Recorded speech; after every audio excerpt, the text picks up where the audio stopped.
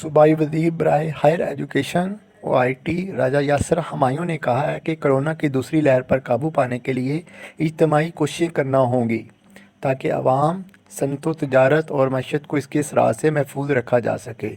وہ Lahore chamber of commerce and industry میں برقی انسٹی ٹیوٹ آف پبلک پالیسی کی سالانہ رپورٹ کی تقریب رونمائی سے خطاب کر رہے تھے۔ صوبائی وزیر نے مزید کہا کہ کورونا کا پھیلاؤ روکنے کے لیے لوگوں کو خصوصی ذمہ داری کا مظاہرہ کرنا ہوگا۔ انہوں نے مزید کہا کہ انڈسٹری اور تعلیمی شعبہ کے درمیان مضبوط روابط کامیابی کی کلید کرتے ہیں۔ انہوں نے کہا کہ ترقی یافتہ دنیا میں تعلیمی شعبہ بہت اہم کردار ادا کر رہا ہے، کیونکہ اس کی ریسرچ سے نہ صرف انڈسٹری بلکہ سرکاری ادارے اور پالیسی میکرز بھی مستفید ہوتے ہیں۔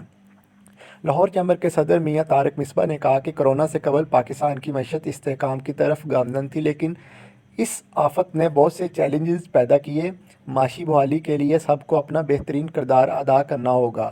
انہوں نے کہا کہ پاکستان کو افراط زر، مالیاتی خسارے، برآمدات میں انجماد اور جی ڈی پی سکڑنے جیسے مسائل کا سامنا تھا، جنہیں کورونا نے مزید گمبھیر کیا۔ انہوں نے حکومت کو سراہتے ہوئے کہا کہ کورونا پر قابو پانے کے لیے حکومت کے اقدامات ثمر آور ثابت ہوئے اور حالات کنٹرول سے باہر نہیں ہوئے۔ لاہور چیمبر کے دیگر عہدیداران نے کہا کہ ریسرچ کے کلچر کو فروغ دینے کے لیے شاہد برقی انسٹی ٹیوٹ آف پبلک پالیسی کو سراہا۔